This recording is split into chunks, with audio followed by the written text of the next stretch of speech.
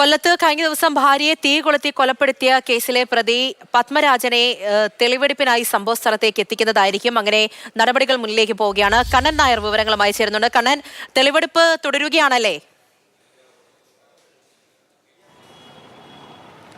തെളിവെടുപ്പ് പൂർത്തിയായി ഏതാണ്ട് 1:15 കൂടിയാണ് പത്മരാജനെ ഇവിടേക്ക് എത്തിച്ചത്. ഞാൻ ഇപ്പോൾ നിൽക്കുന്ന ചെമ്മാമുക്കിലേക്ക് എത്തിച്ചത്. ആദ്യം ആ വ്യക്തിയെ ഇവിടേക്കാണ് കൊണ്ടുവന്ന് ഇവിടെ എത്തിച്ച് അയാൾ സഞ്ചരിച്ചിരുന്ന വാഹനമാണ്. ആ വാഹനത്തിൽ എത്തിച്ച് എന്താണ് ഇന്നലെ ചെയ്തതെന്നുള്ള കാര്യങ്ങൾ ചോദിച്ചു. ആ സമയത്ത് ഈ സീറ്റിൽ താൻ ഇരിക്കുകയായിരുന്നു. അതിനുശേഷം ഒരു സ്റ്റീൽ പാത്രത്തിൽ താൻ പെട്രോൾ കരുതിയിരുന്നു. ആ പെട്രോൾ നേരെ ഭാര്യയുടെ ശരീരത്തേക്ക് ഒഴിച്ചു. അതിനുശേഷം തീ കൊളുത്തുകയായിരുന്നു എന്നുള്ള കാര്യം ആ മൊഴിയായി തന്നെ പത്മരാജൻ നൽകിയിട്ടുണ്ട്. അതിനുശേഷം ആ ഭാര്യ സഞ്ചരിച്ച കാറിന് സമീപത്തേക്ക് എത്തി അയാളുടെ വിവരങ്ങൾ ശേഖരിച്ചു. ഏതാണ്ട് ഒരു 5 മിനിറ്റ് മാത്രമാണ് തെളിവെടുപ്പ് ഉണ്ടായിരുന്നത്. അതിനുശേഷം പ്രതിയുമായി ഇപ്പോൾ പോലീസ് കൊല്ലം ഈസ്റ്റ് സ്റ്റേഷനിലേക്ക് പോയിട്ടുണ്ട്. ഇപ്പോൾ നമുക്ക് ദൃശ്യങ്ങളിൽ നിന്ന് കാണാൻ സാധിക്കുന്നത് ഈസ്റ്റ് CI ഒപ്പം തന്നെ ഇന്നലെ പെട്രോൾ കൊണ്ടുവരാനായി കൊണ്ടുവന്നിരുന്ന ആ പാത്രത്തിലാണ് ഇപ്പോൾ പെട്രോൾ ഇന്നലെ അയാൾ കൊണ്ടുവന്നിരുന്നത്. ആ പാത്രമടക്കം പോലീസ് കസ്റ്റഡിയിലെടുത്ത് തിരിച്ച് സ്റ്റേഷനിലേക്ക് കൊണ്ടുപോകുന്ന ദൃശ്യങ്ങളാണ് നമുക്ക് കാണാൻ സാധിക്കുന്നത്. നേരത്തെ ഫോറൻസിക് ഉദ്യോഗസ്ഥർ ഇവിടെ പരിശോധിച്ചിരുന്നു.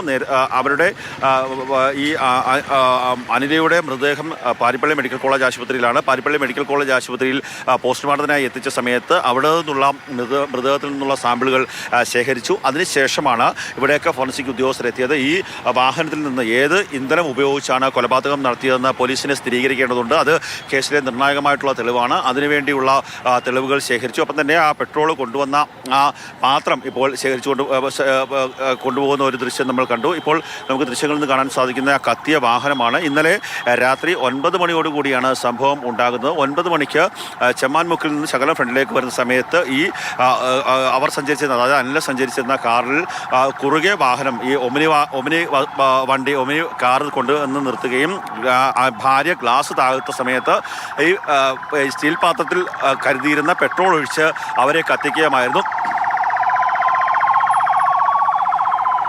ആ സമയത്ത് ആ ഭാര്യ പറയുന്നുണ്ട്, തന്നെ തീ കൊളുത്തരുത് ചേട്ടാ എന്ന് പറയുന്നുണ്ട്. അങ്ങനെ പറയുന്ന സമയത്ത് പോലും തൻ്റെ വൈരാഗ്യം മൂലം ഭാര്യയെ വൈരാഗ്യത്തിൽ കണ്ണ് മഞ്ചളിച്ച് വൈരാഗ്യത്തിന് മൂലം അയാൾ ആ ഭാര്യയെ തീ കൊളുത്തുന്ന ഒരു അവസ്ഥയാണ്. അതിനുശേഷം ഒരു വിജയെ പോലെ അയാൾ കൊല്ലം ഈസ്റ്റ് പോലീസ് സ്റ്റേഷനിലേക്ക് ചെല്ലുന്നു. ആ ഈസ്റ്റ് പോലീസ് സ്റ്റേഷനിലെത്തി തൻ്റെ ഭാര്യയെ തീ കൊളുത്തി എന്ന് CIയോട് പറയുന്ന ഒരു അവസ്ഥയുണ്ട്. അങ്ങനെ ഒക്കെയുള്ള ഒരു സംഭവം ഉണ്ടായ ശേഷമാണ് കൂടുതൽ വിവരങ്ങൾ പോലീസ് ചോദിച്ചത്.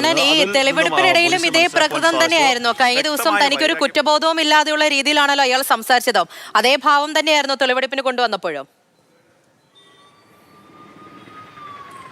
യാതൊരു ഭാവവ്യത്യാസവും ഉണ്ടായിരുന്നില്ല. സ്വന്തം 14 വയസ്സുള്ള സ്വന്തം മകളുടെ അമ്മയെ കൊലപ്പെടുത്തിയതിൻ്റെ ഒരു വിഷമവും അയാളുടെ മുഖത്തുണ്ടായിരുന്നില്ല. അയാൾ ഒരു ഭാവവ്യത്യാസവും ഇല്ലാതെ താൻ എന്താണ് ഇന്നലെ അവൾ ചെയ്തത് എന്നുള്ള കാര്യം കൃത്യമായി പോലീസിന് പറഞ്ഞു കൊടുക്കുന്ന ഒരു സ്ഥിതിയാണ്. അതായത് അയാൾക്ക് ചെയ്തതിനകത്ത് ഒരു വിഷമവും ഉണ്ടായിരുന്നില്ല.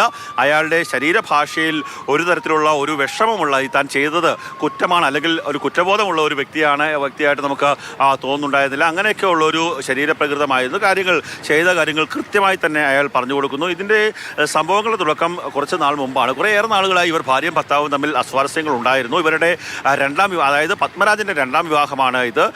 പത്മരാജൻ്റെ ആദ്യ ഭാര്യ വർഷങ്ങൾക്ക് മുമ്പ് അയാളുടെ ഭാര്യ ഗർഭിണിയായിരിക്കുന്ന സമയത്ത് മരിച്ചു പോയിരുന്നു. അതിനുശേഷമാണ് അനിലെ വിവാഹം കഴിക്കുന്നത്. അതിൽ ഒരു 14 വയസ്സുള്ള പെൺകുട്ടിയുണ്ട്. പിന്നീട് കുറേയേറെ നാളുകളായി ഇവർ തമ്മിൽ അസ്വാരസ്യങ്ങൾ ഉണ്ടാകുന്നു. നവംബർ 11-ാം തീയതി ഇവർ ആശ്രമം മൈതാനത്തിന് സമീപത്ത് ഒരു ബേക്കറി ആരംഭിക്കുന്നു. ആദ്യം പത്മരാജൻ കരുതിയിരുന്നത് ബേക്കറി അനിലയുടെ സ്വന്തമാണ് എന്നാണ്. പക്ഷേ പിന്നീടാണ് ഈ പറയുന്ന അയാളുടെ അനിലയുടെ ആൺസുഹൃത്തായിട്ടുള്ള വ്യക്തി കൂടി ഇതിൽ പാർട്ണറായെന്നുള്ള കാര്യം കൂടി അറിയുന്നത്. അതോടുകൂടി വലിയ രീതിയിൽ ഒരു പ്രകോപിതനാവുകയും താൻ അവഹേളിക്കപ്പെട്ടു, താൻ അവമാനിക്കപ്പെട്ടു എന്നുള്ള ഒരു രീതിയിൽ ഒരു മനോഭാവം ഇയാൾക്കുണ്ടാവുകയും ചെയ്തിരുന്നു. കഴിഞ്ഞ ദിവസം ഹനീഷ് ആ കട, അതായത് ഈ അനിലയുടെ സുഹൃത്തായിട്ടുള്ള ഹനീഷ് ആ കടയിൽ ഉണ്ടായിരുന്നു.